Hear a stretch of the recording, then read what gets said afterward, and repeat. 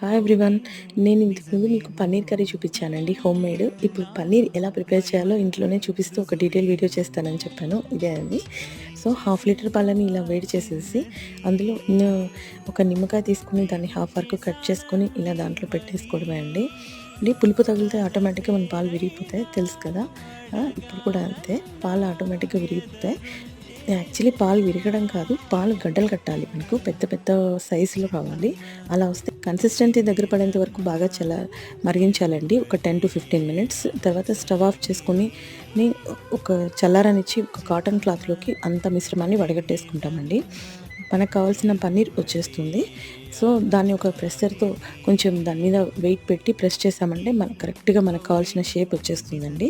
తర్వాత దాన్ని ఒక బాక్స్లోకి తీసేసుకొని దాని మీద టిష్యూ కానీ ఇంకేదైనా టిష్యూ లేకుంటే క్లాత్ అయినా యూస్ చేసి కవర్ చేసి డీప్ ఫ్రిడ్జ్లో పెట్టేసుకుంటే పన్నీర్ రెడీ. నా వీడియో నచ్చితే